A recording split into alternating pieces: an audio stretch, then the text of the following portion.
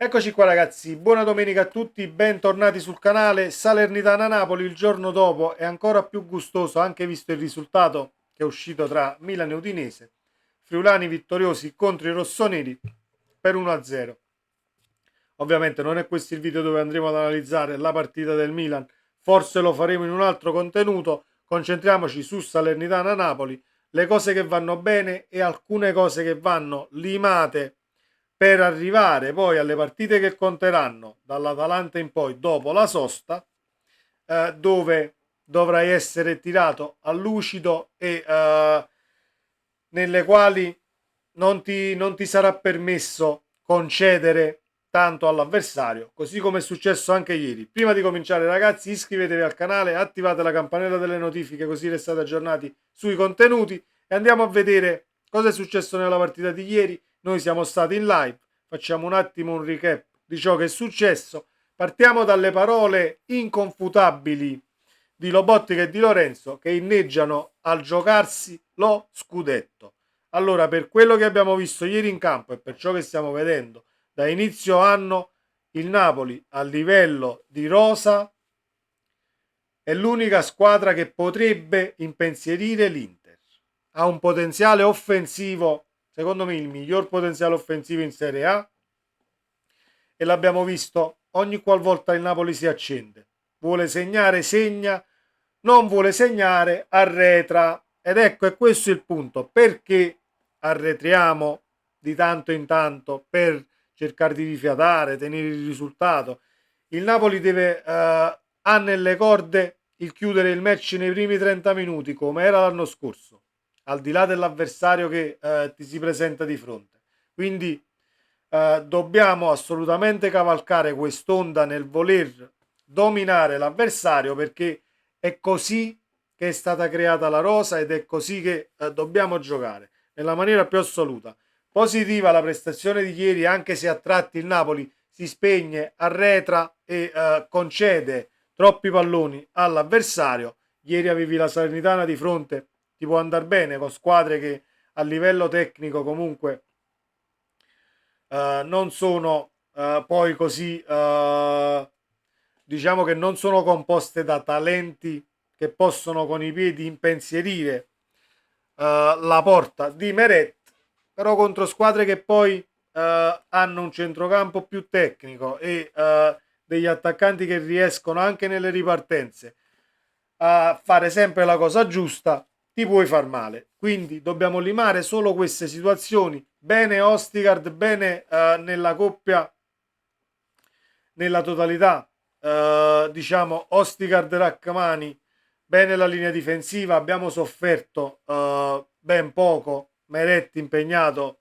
in mezza occasione, eh, più che altro impegnato nell'impostare dal basso con i piedi, ma di parate non ce ne sono state, al di là di quella palla spizzata in area di rigore che Meret smanaccia comunque al lato.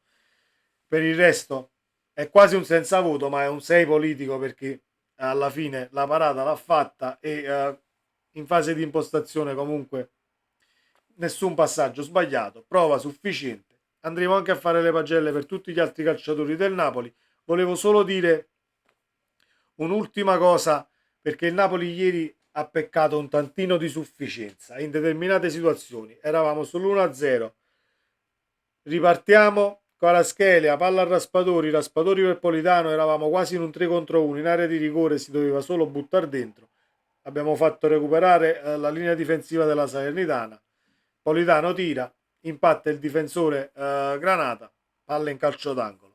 Là si doveva chiudere la partita. Sempre per il discorso che non troverai sempre avversari che ti danno la possibilità 2, 3, 4 volte di poter chiudere il match, quindi alla prima occasione bisogna essere cinici e spietati e chiudere la partita. La chiusura del match arriva con una grandissima giocata di Elmas, prateria su un recupero di Olivera che ha fatto una grandissima partita ieri, secondo me, anche se alcuni quotidiani l'hanno quasi bocciato. Recupera la palla Olivera, Elmas rientra sul destro. Tanti dicono che Ochoa poteva fare qualcosina in più. Quella palla Ochoa non la vede partire. Elmas se la tiene attaccata al piede fino all'ultimo e il tiro non è nemmeno forte, ma è più piazzato che un tiro forte sul secondo palo. Quindi Ochoa ha già tenuto la Salernitana in gioco in 2-3 occasioni fondamentali ieri, non si discute. A me è un portiere che piace tantissimo, ovviamente l'età avanza, però tra i pali ha ancora una reattività notevole, e poi è uno che comanda la difesa, portiere che a me piace tantissimo. Comunque bicchiere non proprio mezzo pieno, ma che va riempiendosi, mi auguro, di partita in partita, per arrivare appunto, come ho detto, alle partite che conteranno, che sono dall'Atalanta in avanti, dove il Napoli non avrà tregua a livello di caratura dell'avversario. Quindi abbiamo l'Union Berlin, abbiamo l'Empoli, dobbiamo vincerle tutte e due per benzina nelle gambe in più, poiché perché serve convinzione, e vincere aiuta a vincere. Non stecchiamo le partite e non spegniamoci come abbiamo fatto ieri a tratti, non lunghi tratti, ma ci siamo spenti comunque. Un Napoli che, se riesce per 75 minuti a dominare la partita, ha sempre 2-3 gol nei piedi, ed è l'unica squadra in Serie A al di fuori dell'Inter che secondo me si potrebbe, o si poteva, mettetela come volete, giocare lo scudetto. È ancora lungo il campionato, 7 punti contro quest'Inter sono tanti da recuperare, però mi auguro che alla lunga poi il divario tra le squadre di alta classifica venga fuori, perché a livello appunto di rosa il Napoli non è secondo a nessuno.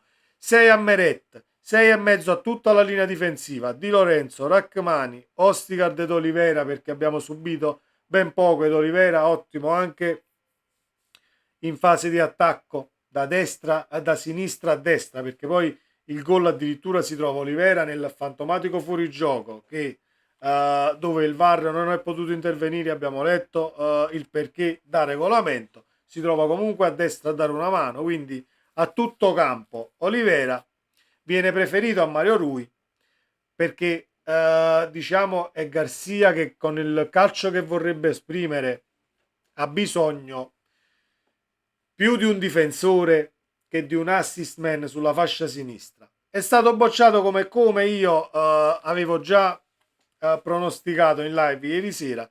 È stato bocciato Quara da tantissimi quotidiani, ma la situazione la conosciamo. Quara senza la mezzala di appoggio, perché nemmeno ieri c'è stata la mezzala di appoggio, e senza Mario Rui dietro, non ha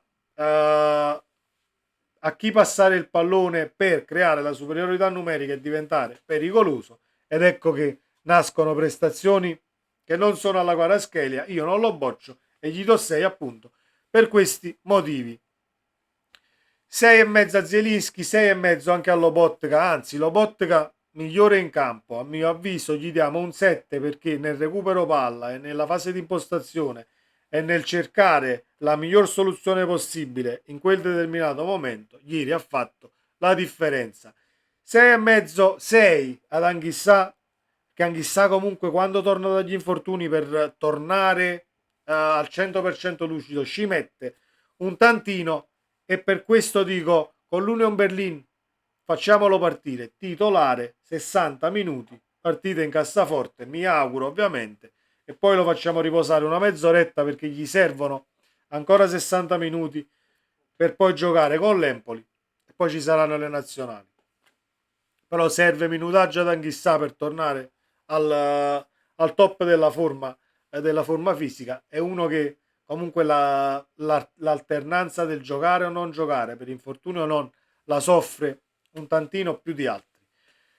Con la scheda l'abbiamo detto 6, Politano, un 6 e mezzo a Politano e un 7 a Raspadori, che a me, io lo faccio il paragone perché è doveroso farlo. Raspadori è stato comprato per sostituire un certo Ciro Mertens.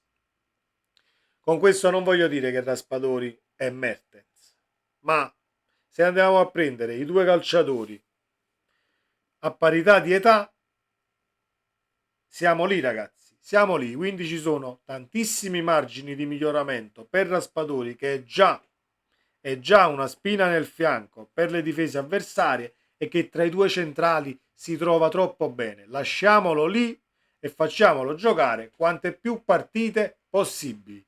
I dualismi con le altre punte si possono creare, c'è Osimhen che rientrerà, sono tutte armi che abbiamo a disposizione e che dobbiamo sfruttare, ma il Napoli palla a terra con Raspadori falso 9 può continuare ad incantare nella maniera più assoluta. Non lo dico io, ma sono i fatti che parlano. Raspadori mi sembra che sia la terza gara consecutiva che va in rete e poi ieri non gli hanno trovato le contromisure in nessun momento della partita. È solo il Napoli che quando si è spinto in avanti si è reso pericoloso, ma quando ha preferito stare un attimo indietro e dare il pallino del gioco alla Salernitana, ovviamente si ripiega tutti insieme.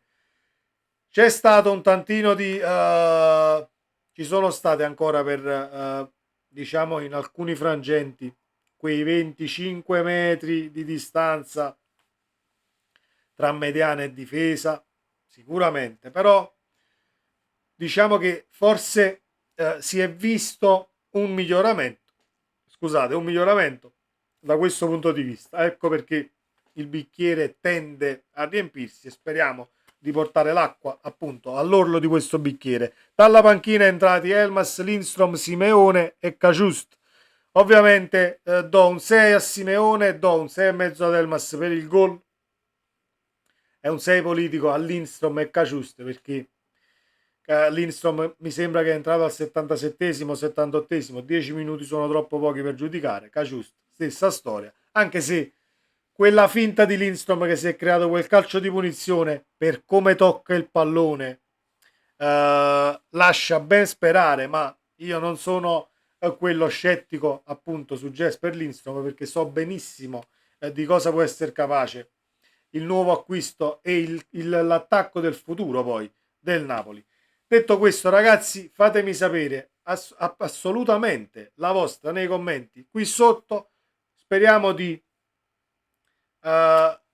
rivincere con Union Berlin ed Empoli e poi ci sarà la pausa delle nazionali che romperà assolutamente le scatole come tutte le pause per le nazionali, ma dobbiamo arrivare a Bergamo convinti dei nostri mezzi perché contro l'Atalanta non può esitare un solo secondo. Chi ha visto la partita ieri dell'Inter contro i bergamaschi mi può tranquillamente confermare che l'Atalanta è una spina nel fianco contro chiunque, in casa o fuori casa. Uomo su uomo, tantissima corsa e tantissima foga e una condizione fisica poi spumeggiante per tutti i 90 minuti.